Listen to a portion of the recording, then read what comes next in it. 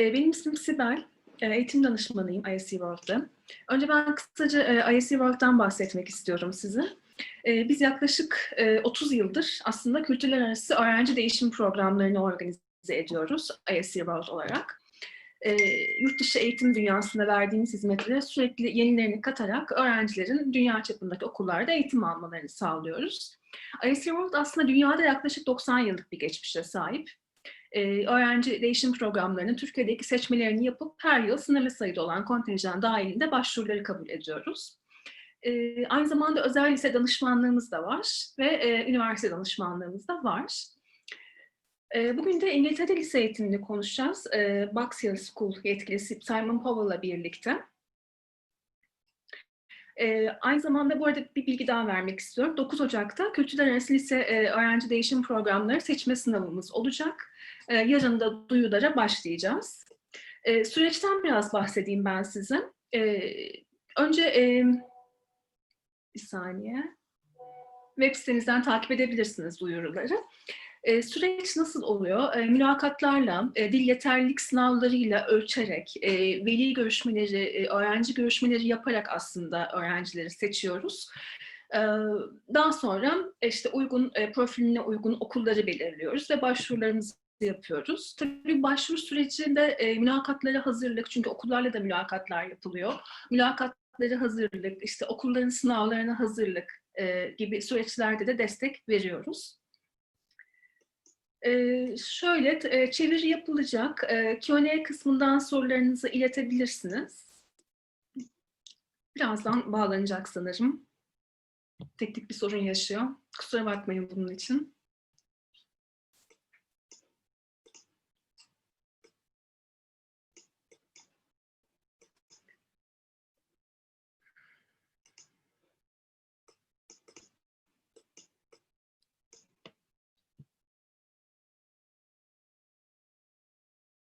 Şöyle bir soru gelmiş sınavlarla ilgili. Sınavlar ara ara düzenleniyor. Yani Aralık'ta evet oldu ama Ocak'ta da. Yani yarın olacak. Yarın duyurular başlayacak. 9 Ocak'ta da bir sınavımız olacak. Sıklıkla sınavlar düzenliyoruz. Kontenjanlara göre tabii. Yani yeterli kontenjanımız varsa eğer sıklıkla sınav düzenliyoruz. Bu arada sorularınız varsa iletebilirsiniz. Konuğumuz gelene kadar yanıtlayabilirim programlarımızla ilgili olarak. İngiltere'nin en köklü liselerinden Box School'la konuşacağız bugün yetkilisiyle.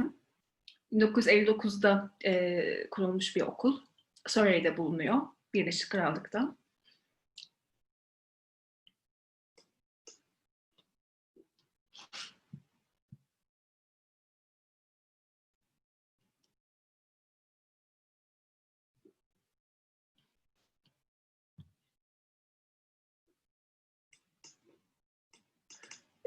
Kaç yıl eğitim görüyoruz kabul olursa? Şöyle, bizim sınavlarımızı geçtiğiniz takdirde, hani sizi kabul ettiğinizde, hani o şekilde eğer geçtiyseniz, yani kabul hakkınız, hani hakkınız saklı oluyor bizde. Ama sorunuzu tam anlayamadım. Hangi sınavlara tekrar girmesi gerekir mi öğrencinin derken?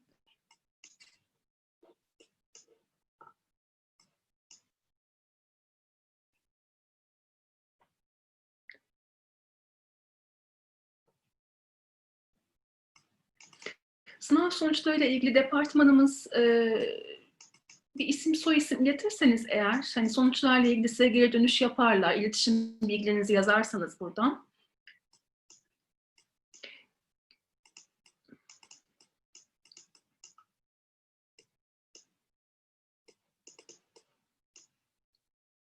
Şöyle, yani bizim yaptığımız sınavlar, bunlar dil sınavları oldukları için, bu arada bilgi geldi, sonuçlar çarşamba gününe kadar açıklanacakmış. Şöyle, bizim sınavlarımız hani dil sınavı olduğu için aslında hani her yıl hani tekrarlamayı tercih ediyoruz. Çünkü dil seviyesinde gerileme olabiliyor mesela. O yüzden yani bir sonraki yıl gidecekse tekrar sınava girmesi gerekebilir.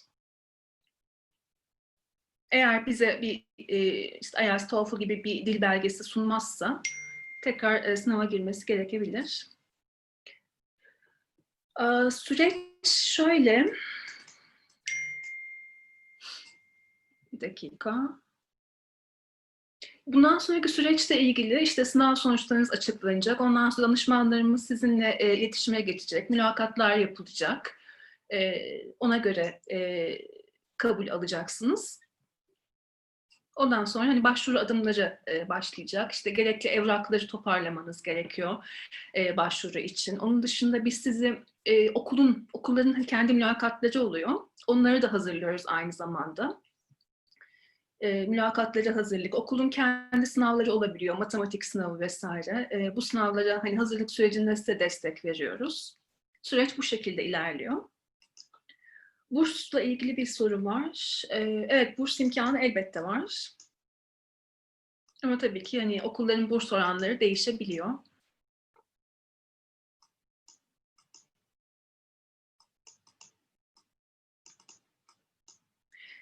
Özel liselerde özellikle burs imkanı oluyor. Biz yani tabii şu an hani okullarla ilgili şu an bir şey söyleyemiyorum sonuçta hani her öğrencinin profiline uygun hani okullar belirliyoruz, uygun programları belirliyoruz ve hani ona göre ve uygun ülke aynı zamanda ona göre yönlendirme yapıyoruz.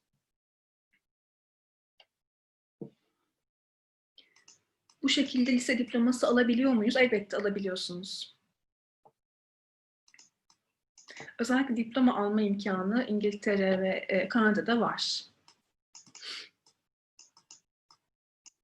Yani devlet lisesi programlarında.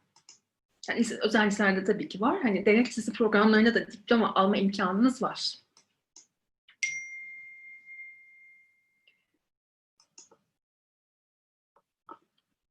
Katılımcımız yani konuğumuz herhalde teknik bir sıkıntı yaşıyor. Kusura bakmayın. Bu sırada ben sorularınızı alabilirim.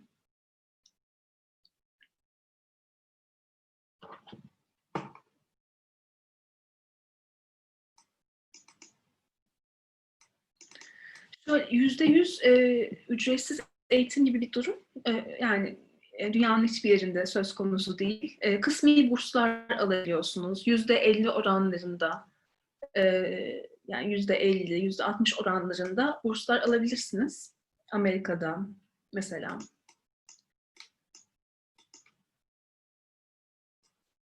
Dil seviyesi için sertifika ne zaman alınabilir derken, yani bu IELTS, TOEFL sınavlarından bahsediyorsanız eğer, bu sınavları alırsanız mesela bu sınavlar 2 yıl boyunca geçerli. Böyle bir avantajı da var. Sınavlar yıl içerisinde böyle birkaç kez düzenleniyor IELTS, TOEFL sınavları. Üniversite kabul oranı nasıl oluyor? 12. sınıfı yurt dışında bitirdikten sonra. Şöyle, tabii 12. sınıfı bitirdikten sonra kabul şansınız çok daha fazla üniversitelere. Hani çünkü oradan mezun olmuş oluyorsunuz. Burs alma imkanınız çok fazla oluyor oradan mezun olunca. Üniversite kabul oranlarımız çok çok yüksek. Liseyi yurt dışında bitiren öğrencilerimizin. Şöyle yani liseyi orada bitirdikten sonra mesela Amerika'ya örnek verelim. İşte her ülkenin kendine göre bir giriş sınavları var, üniversite giriş sınavları. Mesela Amerika'da işte SAT, ACT gibi programlar, sınavlar. Bu sınavlardan yüksek not alma, puanlar alma imkanımız daha fazla tabii ki. Çünkü hani İngilizce seviyeniz çok ilerlemiş oluyor. Bu arada Simon Powell geldi. Hello. Hi Simon. Sorry, slight confusion because on all the things it says 4 o'clock UK time and it's only 3 o'clock here at the moment. So I've been working to 4 o'clock and... Oh, sorry. It's fine, don't worry. I can do it now. We're fine. I've just finished another meeting, so I will just come in at this point. Okay, no worries. Thank you very much, Simon, for your participation. You're welcome. We can start if you would like to. Okay. Yes, you'd like me to give a presentation about Box Hill School. Yes. I talk about the content of the webinar. Yeah. And okay, so what you'd like me to do to speak generally about the school to start with to parents. How many parents are online here at the moment? Actually, we received around 50 registrations, but there is around 20 people. But we will also publish this webinar at our YouTube channel. Okay. Brilliant. Okay. Well, welcome everybody to Box Hill School. As you can see, the building in the background there. We're situated in Surrey, about 30 minutes from Gatwick and Heathrow airports. We are a co-educational boarding and day school for children aged 11 through to 19. And we are 160 boarders and 265 day students at the school, of which 70% of the students are British and 30% are international from about 34 different nationalities. We follow primarily the English curriculum through to 16, where students take the GCSEs, and then at sixth form, students have the opportunity to study either A-levels or the International Baccalaureate, both of which are accepted for UK universities. And of course, the International Baccalaureate is acceptable at a vast number of universities around the world, particularly America. And we find that quite a lot of our international students prefer the International Baccalaureate, as that opens up far more opportunities for them post 18 with university applications and careers. Simon, may I translate? Yes, please do. Sorry. Yep, go ahead. No worries, thank you. Şöyle, okul Surrey'de bulunmakta. Gatwick, bu arada Simon Powell okulun Director of Curriculum and Admissions aynı zamanda konumunda. Şöyle, okul Gatwick ve Heathrow havalimanlarına 30 dakika mesafede sadece. 11 ila 19 yaş arasında öğrenci kabul ediyorlar. Karma bir lise ve yani yatılı lise aynı zamanda. Şu anda 160 tane yatılı öğrenci var, 265 tane gündüz öğrencisi var, sadece gündüz okula gidip gelen. International, uluslararası öğrenci oranı %30. 30 küsür farklı ülkeden aslında öğrenci bulunmakta. Müfredat şöyle, tamamen İngiliz eğitim sistemini uyguluyorlar. GCSE ve A-Level programları var. Şöyle, GCSE bizdeki 9 ve 10. sınıfa denk geliyor aslında. 11-12'yi de sixth form yani A-Level olarak düşünebilirsiniz. İngilizlerin takip etmeleri gereken müfredat bu şekilde. Ama aynı zamanda IB programı da sunuyorlar. Bu çok büyük bir avantaj aslında A-Level'ın yanı sıra. Hem İngiltere'deki üniversitelere kabul oranınız için, kabul şansınızı arttırmak için bu programları almanız çok önemli. Hem de bu IB programı aynı zamanda dünyada çok fazla üniversite tarafından kabul edilen bir program. Dünyadaki farklı üniversitelere başvurma imkanınız da oluyor bu programla birlikte. Simon? Thank you. For GCSE, students study 9 subjects. The only compulsory subjects are English and maths and their native language.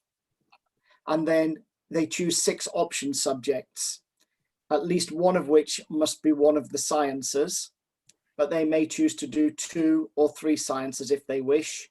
We recommend that they do a humanity and a practical subject as well. If students require additional support in English, they are taught EAL as part of the English program and will be entered for the most appropriate qualification, either second language or first language English GCSE. Şöyle, GCSE programın içeriği şöyle, 9 farklı ders alıyorsunuz aslında. 3 ders zorunlu dersler şu şekilde, 3 tane İngilizce, matematik ve ana dilinizi alabilirsiniz. 6 tane de seçmeli ders var. Bu derslerin içeriği de hani 2-3 tanesi en azından bilim dersi olmalı. Beşeri bilimler üzerine bir ders almalısınız ve hani biraz daha pratiğe yönelik bir ders alabilirsiniz. Aynı zamanda İngilizce seviyesi yeterli olmayan öğrenciler için de İELTS dersleri mevcut. Yani devam ederken eğitiminizde ekstradan dil dersleri de alabiliyorsunuz. Simon? Students are supported in making their decisions at 16 as to which is the most appropriate sixth form program, A-level or IB. And there is a careers structure within school that guides all students with input from parents where appropriate about the next stage of education. So the progression from GCSE into sixth form and the choice between A-level and IB. And then during sixth form, the applications to universities, the completion of UCAS forms within the UK for British universities, and it also supports applications to universities overseas. And we have a number of students, probably about 20% of our students will go and study overseas at university after sixth form. GCSE bitirdikten sonra da artık hani A-Level programını seçebilirsiniz veya IB programını. Aslında A-Level ile IB arasındaki fark şu, A-Level programında 3-4 ders alıyorsunuz, IB'de daha fazla ders alıyorsunuz, projeler oluyor vesaire. Ve A-Level daha çok hani üniversitede ne okumak istediğinizi biliyorsanız eğer A-Level'ı seçin. Çünkü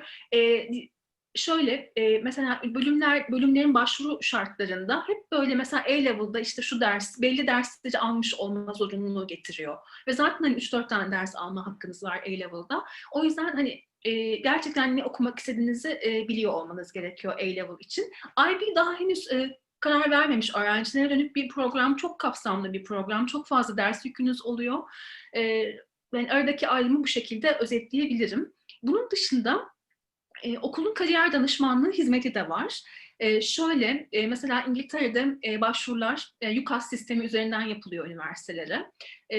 UCAS sistemi hani bizdeki ÖSYM sistemi gibi düşünebilirsiniz.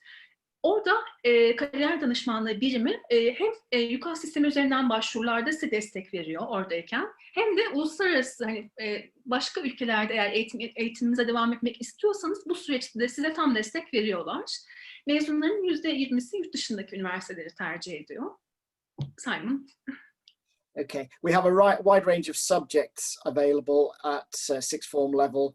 Some which are not available at GCSE, so that they are subjects which are accessible directly into sixth form. So things such as psychology and economics. So there is a diversification of opportunity at sixth form. Not all subjects are available in both programs, but the vast majority of subjects are available on both. The more practical subjects are available at A-level. Languages are more focused in the IB, but all sciences and humanities are available in both programs. A-Level'da GCSE'de de seçenekler var tabii ki. Mesela A-Level'da işte psikoloji, ekonomi gibi hani çok fazla seçenek bulabiliyorsunuz. IB daha çok aslında dille alakalı hani dersler çok ağırlıkta, işte İspanyolca vesaire. A-Level'da da daha çok böyle hani pratiğe yönelik dersler ağırlıkta. Simon? A big aspect of the school is the focus on our holistic approach to education, because we're very aware that future employers are not just looking at the hard skills that students have, the academic qualifications. They are looking at the softer skills, the ability to communicate, the ability to lead, and the ability to make a positive contribution more broadly in the world of work. And because of that, we have a focus on children contributing outside the curriculum through music, drama, art, sport, through our debating societies, and through our service programs, which we offer as part of our global round square approach to education, where we believe fundamentally in our 6 ideals: internationalism, democracy, appreciation of environment, a sense of adventure, leadership, and service. Okulun bakış açısı şu aslında, holistic approach dediğimiz hani bütüncül bakış açısına sahip bir okul. Yani sadece akademik anlamda hani başarılarına bakmıyorlar çünkü üniversiteler aslında öğrencilerin. Aynı zamanda iletişim konusunda, liderlik konusunda, işte pozitif katkı konusunda, iş hayatına, hani bunların da çok önemli olduğunu düşündükleri için hani bu alanlarda da geliştirmeye özen gösteriyorlar öğrencileri. Müfredatlarını da bu şekilde o yüzden hazırlıyorlar. Bunun dışında işte müzik, drama alanlarında da hani topluma hizmet projelerinde de hani bu alanlarda da dersler mevcut okulda. Simon, can I ask some questions? Yes, please do. We are receiving questions from our attendees. First of all, what is your university acceptance rates? Acceptances to applications. It's probably about 70%. University acceptance rate. Sorry, yeah, if 70% of those that apply, 70 to 80% of those that apply, we will offer places to. Okay, to Box Hill School. Yeah. Okay, but for university? Oh, sorry, we're 100% acceptance rate for university. Sorry, that wasn't clear. Okay. Yeah, no, we have a very good success rate. And last year it was 92% of our students got their first choice university. Oh, 93%. Okay. Şöyle, üniversite kabul oranlarını sormuşsunuz. %100 ve %93'ü de ilk tercihine yerleşmiş geçtiğimiz yıl. Okula başvuranlar arasından kabul oranı ise %70. Şöyle, bir dakika sorulara bakıyorum. They are asking the age criteria. It is 11 to 19. So the youngest student must be 11 years of age when they join us. And most students are 18 or 19 when they leave. Evet, 11-19 yaş aralığı. Onun dışında they are asking in terms of when students join us, because that's probably a more relevant question. We accept children at any age, but the oldest one that we would accept would be 16 or 17, depending on their level of English ability. Okay. Yaş kriteri az önce bahsettiğim gibi ama mostly you accept the ages 16 or 17. No, that's the oldest age that we would accept them. The majority of students start with us from overseas. The majority start from about 15. Şöyle uluslararası öğrenciler genellikle 15 yaşında başlıyorlar. Hani çoğunlukla aslında ve hani 16-17 yaş en büyüğü 16-17 yaş arasında oluyor genellikle. Can I also say, Sibel, that we offer a 1-year GCSE program for international students. So it's possible to come in at 15 and do 3 years to university. 1 year of GCSEs in which they will do 6 GCSEs in 1 year, and then progression to sixth form for either A-level or IB. Oh, great. Do you have a fast track A-level program?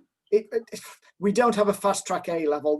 That basically is the fast track A-level. Come in, do 1 year of GCSEs to improve English as well, because there's a huge focus on developing understanding and use of English, and then do some GCSEs that back that up, hopefully in subjects where they're going to study at A-level, so that they've got the technical language to be able to cope with A-level more effectively. Şöyle bir program var. 1 yılda GCSE alabilirsiniz. Aslında GCSE 2 yıllık bu program. Tabii biraz hani ağır olacaktır ama mesela 15 yaşında geliyorlar. GCSE'yi bitirip daha sonra 2 yıl A-level alıp daha sonra mezun olabiliyorlar. 16 yaşında yani direkt A-level'a başlaması öğrencinin çok iyi bir İngilizce gerektiriyor. Tabii oranın hani başka bir ülkenin diliyle aslında hani dersin içeriği. O yüzden tabii ki hani zorlanma ihtimali var. Ama eğer GCSE'de giderse, yani 1 yıl önce gidip 1 yıl GCSE görürse eğer, böylece o teknik İngilizceyi hani öğrenmiş olacak. Böylece daha hani rahat bir şekilde derslerini geçecektir.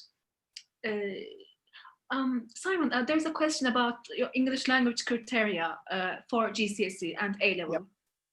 Okay, we would normally for GCSE, if I can qualify this, if they come to do the 2-year GCSE course, we would accept a B1, so around 4.5 IELTS. If they're coming to do the 1-year GCSE program, we would still look at a B1, but we'd expect it to be a high B1 bordering B2. And we'd certainly need a B2 for A-level, a high B2 for A-level. So effectively around 5.5 IELTS for A-level or IB. Sorry, 5.5 for IELTS. Yeah, IELTS for A-level IB is better. Şöyle bir soru var. GCSE ve A-Level için hani İngilizce dil şartı nedir? Eğer 2 yıllık GCSE yapmayı düşünüyorsanız B1 olması gerekiyor İngilizcenizin. 1 yılcılık GCSE, 1 yıl GCSE yapmayı düşünüyorsanız B1, but hani B1 high, daha hani B2 hani aslında en uygunu diyebiliriz 1 yıllık GCSE için. A-Level için de A-Level ve IB programı içinde B2 İngilizce gerekiyor. IELTS 5.5'a tekabül ediyor bu da. Somebody has just asked about extracurricular activities I saw on the chat. Yes. So I talked a little bit about our holistic approach and our ideals. Our extracurricular program is built into our working day. Everybody has to be involved in that. The main sports are football, rugby, hockey, cricket, athletics for boys, hockey, netball, rounders, tennis for girls, but we also offer team, and they're the main team sports, but we also have teams in basketball, girls football and girls cricket. But there are a wide variety of other extracurricular activities ranging from horse riding and golf through to mountain biking, and then music, drama, art. So there are always 2 musical productions each year and dramatic productions, a number of musical concerts, and the ability to exhibit art and fashion, which are elements of our GCSE, A-level and IB courses, but also available for people who have just a general interest in those areas. Şöyle extracurricular yani ders dışı aktiviteleri de sormuşlar. Neler var mesela? Çok fazla aslında seçenek var ama hani sadece söyleyip birkaç tanesine şu an değinebildi. Futbol, rugby, cricket, hokey, tenis, basketbol, binicilik, golf, dağcılık, müzik, drama alanında da, müzik drama alanında da birçok hani prodüksiyonlar sergiliyorlar, yapıyorlar. Çok fazla seçenek var bahsettiği gibi. Şöyle nasıl başvurabilirim? Simon, could you please tell us about the admission process? Admissions process. Yes.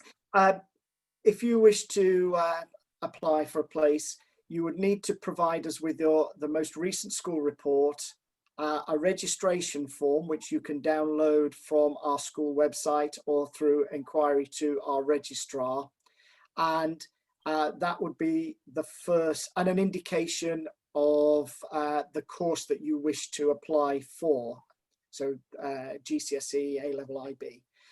Once that has been reviewed, you will be then asked to sit English and maths tests, which can be done in Turkey online. We use the password system of maths and English tests, which we assess, and then that will be followed by a formal interview, either in person at school if you wish to visit, or through Zoom, and I would normally conduct that interview. At the conclusion of that, we would then offer a place. Oh, great. Şöyle süreç nasıl işliyor? Hani başvuru süreci nasıl diye sormuşlar. Biz size bütün bu adımlarda destek veriyoruz aslında. Bizimle iletişime geçmeniz yeterli. Şöyle işliyor aslında özetle. Transkriptlerinizi iletiyorsunuz bize. Önce bir değerlendiriyoruz biz ve okul. Daha sonra durumunuza göre bir İngilizce ve matematik testine alıyoruz sizi. Ve hani mülakat yapılıyor. Ona göre değerlendirmeler yapılıyor ve hani kararımızı bildiriyoruz aslında. Süreç bu şekilde. Biz mülakatlara hazırlık, işte başvuru süreci hepsini zaten biz size destek veriyoruz. Bizimle iletişime geçmeniz yeterli. Onun dışında bir dakika. Oh, okay. They're asking the fees. The fees. Yeah. Okay. They are advertised on our website. And there are slightly different fees for different year groups. Sixth form is slightly different from GCSE, and the 1-year course is slightly different again. But for full boarding, it ranges from around £12,000 to £13,500 per term, and there are 3 terms per year. Day fees are slightly different. they range from around 6,000 to 7,000 per term, and three terms per year. Sorry, it is 12,000 to 13,000, right? 13,500 for boarding, yeah. Okay. İngiltere'de bir yıl 3 tane dönemden oluşuyor. Dönemlik 12-13 bin pound civarında. Yatılı lise tabii fiyatı bu. Yani gündüz liseler daha uygun oluyor. Is it possible to apply in the mid-year, Simon? Yes, it is.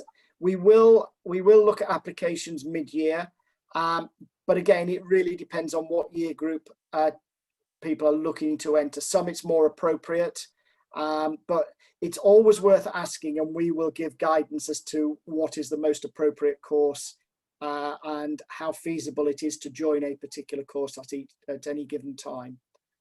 Mm-hmm.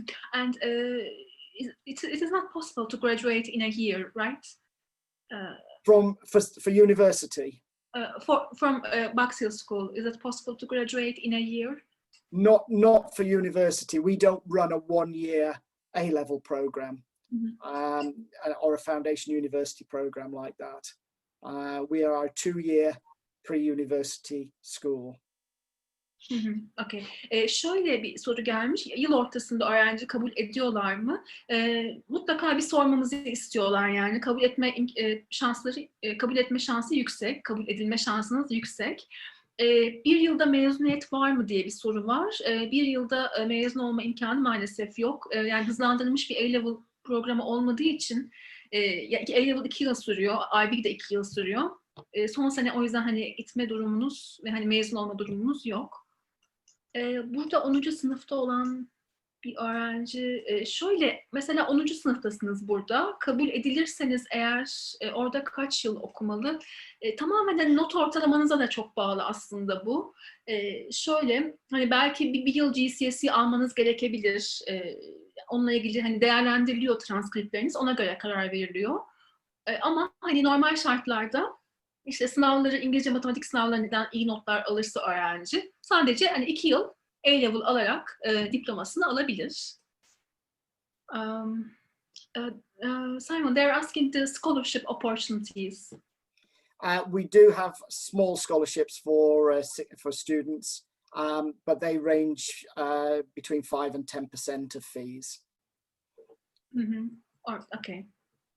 Şöyle bursla ilgili bir soru var. Şimdi burs imkanları var. İşte %5 ila %10 arasında burs imkanları mevcut. Yes, Simon, you can continue. Okay. Thank you. I talk a little bit about our boarding provision, I think. Mm-hmm. We have 6 boarding houses at school, in the school, 4 of which are for students aged 11 to 16 and 2 dedicated sixth form houses, one including our year 13 house as well. They are all based on campus, so within less than a minute's walk of the building you see behind me, which is our main school building. Do you want to do that first, Sibel, and then I'll do a bit more? The building is gorgeous. Yeah, thank you. It's really very nice. Arkada ana binayı görüyorsunuz aslında. Hakikaten çok görkemli bence. Yani çok hoş bir bina. Şöyle 6 tane yurt var ve yurtların hepsi kampüste. Yani yürüme mesafesinde her şey. Yani işte klasik bir yatılı okul hayatı aslında. İşte A-level öğrencilerinin, GCSE öğrencilerinin kaldıkları hani bu şekilde yurtlar. Yes, Simon. Each of our boarding houses has 2 house parents in there, a housemaster or mistress and an assistant, and they are resident in the house. They live in the building, or they have their own flats within the building, and they are also teachers, and so teach the children in school as well. So one of those members of staff will be on duty every day, and they would be parents' first points of contact for anything pastoral, or if you have any queries about students' progress. The students have a comprehensive program in the evenings and at weekends to support A, their learning, and B, to further their cultural interest. Every weekend the school organises an outing for boarders that they may choose to engage in or not, and this will happen each weekend, either on the Saturday or the Sunday of the weekend. Simon, sorry, there are 6 buildings, right? 6 boarding houses, yeah, effectively. Okay. Şöyle, yurtlarda şöyle bir imkan var aslında. Orada öğretmenleriyle birlikte konaklıyorlar. Yani onlara 7/24 gözetmenlik yapan öğretmenler mevcut yurtta. Bunlara dorm parents deniliyor. Yani yurt aileleri gibi belki çevrilebilir Türkçe'ye. Ve hani oradaki kişiler bu öğretmenleri aslında 7/24 onların işte sağlık durumunu, akademik durumunu takip ediyorlar. Yani 7/24 yanlarındalar ve aileleriyle, çocukların aileleriyle hani ilk kontak aslında onlar. Yani ana kontak onlar. Bunun dışında işte klasik yurt hayatı, hani akşamları, hafta sonları sürekli aktiviteler oluyor. Yani boş bir zamanları olmayacak şekilde program yapabilirler aslında. Çeşitli aktiviteler oluyor her hafta sonu ve akşamları. Bunlara katılabilirler. Yani zaman bu şekilde geçiyor aslında. Yes, Simon. Okay. I was talking about the boarding houses. And yeah, it's important that the students feel comfortable in their boarding house. That we try to make them a home from home. So their boarding houses are relatively small. No boarding house is bigger than 30 students. Most of the rooms are twins, so 2 people to a room. Although in the younger houses there are some 3s and a couple of 4s, but largely it's twin rooms, so that students have somebody that they can talk to and become friendly with. What we make sure is that they don't have the same nationality in a room, so the common language is English. Some of our boarding staff are international teachers, and so there are a range of languages in the houses as well to support students. Hı hı. Şöyle yurtlarda rahat hissetmeleri çok çok önemli aslında okul için öğrencilerin. Bir binada hani 30 öğrenci oluyor en fazla. Odalar 2 kişilik ve hani aynı milletten hani 2 kişi aynı odaya konmuyor kesinlikle. Bunun dışında öğretmenler az önce bahsettiğimiz gibi sürekli hani destek veriyorlar öğrencilere. Özellikle dil konusunda, hani dillerini geliştirme konusunda hani yurtta da ayrıca destek alıyor öğrenciler. Onun dışında bir soru var GCSE ile alakalı. GCSE okul yılı olarak sayılıyor tabii ki. GCSE zorunlu çünkü. Yani 2 yıl GCSE görmek yani ya da 1 yıl hızlandırılmış GCSE programı alması zorunlu. İngiliz öğrencilerin de zorunlu. Ama Türkiye'den uluslararası öğrenciler için GCSE hani bir şart değil. Simon. Okay. I think the most important thing to say is that we are a friendly school, we are a small community, and the most important thing that we are trying to achieve is that the students are happy in school, they are well supported academically and pastorally, and that parents feel that they are being, that students are being well looked after, and that parents have access to information about their students. To support that, we have all our reports online, so that parents can see that. They can even access the homework that students are being set, so they can monitor the work that they're doing. And we value communication between parents and school. And that's a very important part of the process. We see the learning as a 3-way process: student and school, school and parents, parents and student. And that's very important. Şöyle hani ailelerle iletişim de çok çok önemli. Yani buna kesinlikle çok önem veriyorlar. Çocukların akademik report kartları, transkriptleri online olarak sunuluyor. Yani aileyle de sürekli iletişim halindeler aslında diyebiliriz. Onun dışında Simon, lastly, do you require any standardized tests? Well, in terms of entry, do you mean? Yes, for entry. Okay. We have our own tests, which we would administer, as I said earlier, the password tests, which are maths and English. If students have already taken an IELTS exam, or they've done something like UKISET as an entry test, we will look at those as well and may accept those instead. But primarily, we take our own entry tests, which are set through password. Mm-hmm. Students can do those at home under supervision, or in your offices under your supervision. Şöyle sınavlarla ilgili bir soru gelmiş. Hani ekstradan başka sınavlar, hani uluslararası sınavlar isteniyor mu? Şu kendi sınavları var, İngilizce ve matematik sınavları var. Bu sınavlar işte bizim gözetmenliğimizde yapılabilir. Mesela hani bu şekilde destek veriyoruz, online olarak yapılabilir. Başka bir sınav hani gerekmiyor, hani kendi sınavlarını yapıyorlar. Son olarak bursla ilgili bir soru var. Bursa'nın öğrenci oranı mı? Burs olan öğrenci oranı bu. Yani bir öğrencinin alabileceği burs takribi olarak bu şekilde. Simon, thank you very much for your participation. My pleasure, and apologies for the confusion over the times. No worries. And it's been very good. If people would want to ask any further questions, then if they can forward them to you, and you can pass them on to me, and we'd be very happy to answer them. And we'd be delighted to see any parents coming to visit the school or making inquiries. Thank you. Sorularınız olursa bize ulaşabilirsiniz.